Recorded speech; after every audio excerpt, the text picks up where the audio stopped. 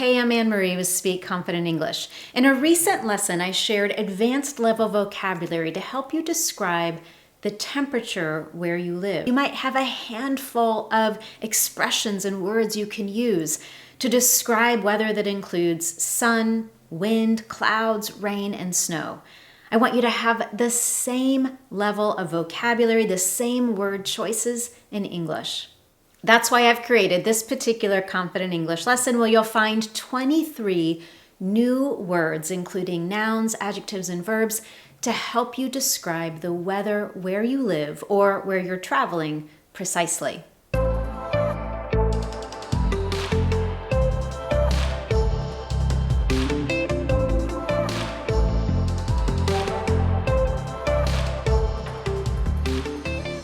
But first, if you don't already know, I'm Anne-Marie, an English confidence and fluency coach. Everything I do is designed to help you get the confidence you want for your life and work in English. So while you're here, make sure you subscribe to my Speak Confident English channel so you never miss one of these confident English lessons. Let's get started right away with a handful of vocabulary we can use to describe sunny weather.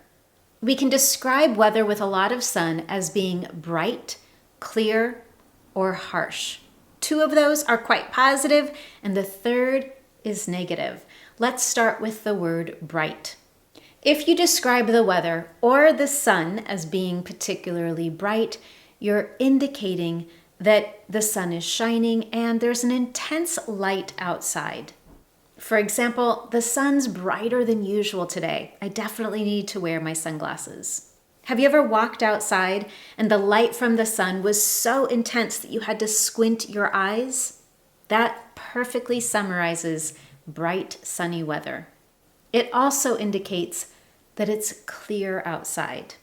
If you describe the weather as being clear, it means that it's free from darkness, obscurity, or cloudiness. For example, it's a lovely, clear day. Let's go for a walk. Now, at times, that bright sunlight can be so strong that it becomes somewhat negative. It becomes harsh.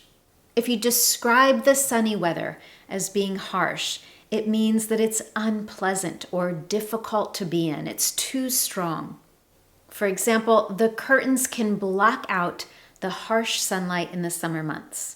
Just like when talking about the sun, we can also describe the wind in a variety of terms that are both positive and negative. For example, we might use the word breeze or breezy to describe a pleasant, gentle wind. It's just enough to keep you cool on a hot day. For example, the gentle breeze by the ocean was cool and refreshing. Now, if that wind gets a bit stronger, where it's a bit unpleasant to be outside, particularly if you're trying to read a book and you can't keep the page of your book open, you might describe it as blustery or gusty. This describes wind that is strong, maybe even violent, or wind that comes in sudden bursts. For example, the blustery wind made it difficult to walk home. Or the blustery wind made it difficult to read my book while sitting outside. And then, of course, we can go one step further, or actually a giant leap forward with gale force winds. This is used to describe extremely strong winds, often blowing at 45 to 90 kilometers an hour. For example, the weather forecast predicts gale force winds of up to 80 kilometers an hour tomorrow. I don't think it'll be a good day for the beach. Our third category for vocabulary used to describe weather is focused on clouds. Here we could use the words overcast, gloomy, or dark. Let's start with overcast. If you look outside and you describe the weather as being overcast, it means that the sky is covered by or obscured by clouds. And in an example sentence, you might say, "It was an overcast morning, so I wasn't too concerned with getting a sunburn while we were out walking around." Now, if those clouds are a bit dark and it seems that it might rain, you would probably describe the weather as being gloomy. Gloomy indicates particularly thick, and maybe even dark cloud cover, indicating that there might be some rain as well. For example, the weather is gloomy today. It's the perfect day to stay inside and just read books. If we describe a sky that is overcast, so there's cloud cover but it's still quite light, and then transition to gloomy, from there we can go to dark weather, or a dark sky. This is used when it's still daytime, but the clouds are so thick and so low that there's very little light coming through. In this kind of weather, everything seems gray, and it also indicates that there may be some significant rain or thunderstorms coming as well. For example, the skies got quite dark just before the thunderstorm began. Before we go on to category 4, with vocabulary to describe rainy weather, let's do a pop quiz. Which word do you think best completes this sentence? I don't really feel like going outside today. It looks so outside. What do you think? What kind of weather would convince you to just stay inside all day, reading books and watching your favorite shows on Netflix? A great choice here would be the word gloomy. I don't really feel like going outside today. It looks so gloomy. And now let's talk about rain. Here we have 5 words that help us talk about different kinds of rain: drizzle, downpour, torrential rain, flood, and the opposite of all of this is drought.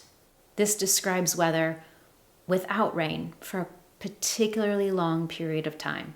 But before we go more in depth on that, let's start with a focus on the word drizzle. Drizzle is used to describe a very gentle, very fine rain, very small raindrops. In fact, you could even stand outside for a few minutes and not get entirely wet. Of course, it would be better to have an umbrella, but you don't really need one. Sometimes, but not always, drizzle might be a sign of more rain to come. For example, you might say to someone, "It's starting to drizzle. Let's get home before it really starts to rain." Now, if it does really start to rain, so much so that you can't really see in front of you, and this can be dangerous if, for example, you're driving a car, then we would describe that rain as a downpour. A downpour is heavy, continuous rain. And for example, if you watch a weather forecast, you might hear, "This week we're expecting strong winds and a downpour of rain." Now, if a downpour is particularly strong and it goes on for a long period of time, we could describe it as torrential rain. For example, this year the torrential rains ruined the farmers' crops. And of course, ongoing torrential rains could lead to floods. A flood is an overflow of water. In other words, there's too much of it and the ground cannot soak up all of the water. For example, in many parts of India, floods are a common occurrence.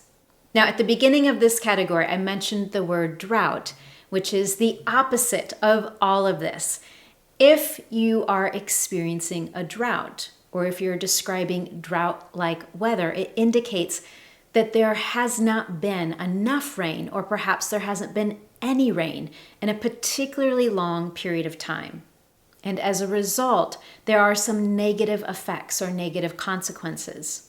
For example, a decade after a historic drought in California, heavy rains were causing super blooms. I don't know if you've heard that word in the news recently. A super bloom is a phenomenon in California when the seeds of wildflowers have stayed dormant for a long period of time due to drought, and then with an unusual rainy season, they all bloom at once, which is just a stunning display of wildflowers and an abundant amount of color. If you haven't seen photos of it, I recommend taking time to look online at photos of this year's super bloom in California. And now our last category has quite a significant number of words to describe snow or snowy weather. Here we have cold snap, bleak, slush, black ice, freezing rain, sleet, Hail, blizzard, and whiteout. Let's start at the very beginning with cold snap. A cold snap describes a sudden, brief occurrence of cold weather. It isn't necessarily associated with snow, but it does describe weather that is quite frigid.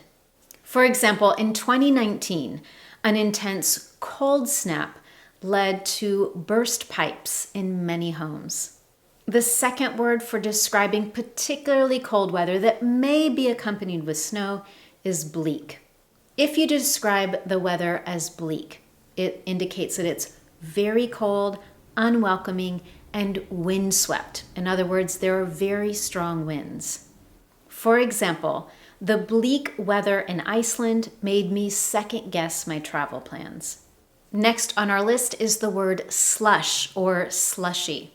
Slush is the word we use to describe snow or ice that is beginning to melt due to warmer temperatures. It's not water, but it's not snow. It's that in-between phase. And we might use it in a sentence such as, the streets in my neighborhood are covered with dirty gray slush. Now, slush describes old snow and ice that is beginning to melt. In contrast to that, black ice describes new ice that is formed on the surfaces of water or perhaps on the surface of a street or sidewalk. And it's so new that it's transparent. You don't really see that it's there, which means that it's also quite dangerous. For example, if someone has an accident while driving, they might say, the car hit a patch of black ice and slid off the road. And the next two words on our list are what cause black ice. We can have freezing rain and sleet. Freezing rain describes raindrops that, after falling to the ground, freeze on the surface and create a layer of ice. For example, I slipped and fell going down the stairs this morning because of last night's freezing rain. The next word is very similar, but there is a bit of a distinction: sleet. This describes what begins as rain and then turns into snowflakes and eventually into tiny little drops of ice before hitting the ground. In fact, if it's windy outside while there's sleet, you'll feel these sharp little ice pellets hitting your skin. And you might use it in a sentence such as, the snow turned to sleet, which made driving quite difficult. The next word on our list is the word hail, and this could also be used in the context of thunderstorms or particularly strong rain. Hail is precipitation that has turned into small balls of ice. Sometimes they can be quite small, like a pellet. Sometimes they can be quite large and described as golf ball-sized hail. And of course, balls of ice hitting a car or a roof can cause significant damage. For example, the weather forecast indicates that there may be hail, so I moved my car into the garage. The last two words on our list definitely describe some of the experiences I had growing up during the winter months. The first is blizzard. A blizzard is a severe snowstorm with very strong, gusty winds. For example, the blizzard swept through most of the East Coast. Now, if a blizzard is particularly strong, you might describe it as creating whiteout conditions. This indicates that everything is covered in snow, making it very difficult to see. You can't see shadows and you don't really see color or very much depth. You can only see particularly dark objects. Otherwise, everything just looks white. It's covered in snow. For example, on the way home, we got caught in the whiteout and we couldn't see anything. It took us hours to get home.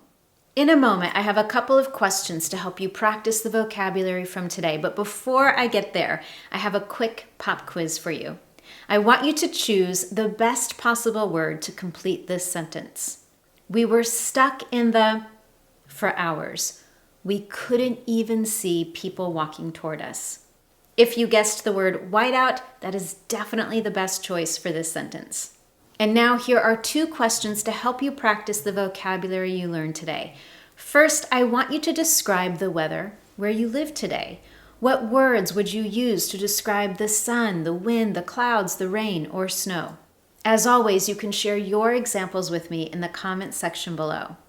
The second question I have for you is, how would you describe the most extreme weather that you typically experience where you live? Do you experience torrential downpours and flooding? Do you experience drought? Or do you consistently experience blizzards and whiteout conditions during the winter months? Again, I want you to use some of the vocabulary from today's lesson to describe extreme weather that you've experienced where you live. With that, thank you so much for joining me today. I truly appreciate you taking the time to watch this lesson and subscribe to my Speak Confident English channel. I look forward to seeing you in my next Confident English lesson.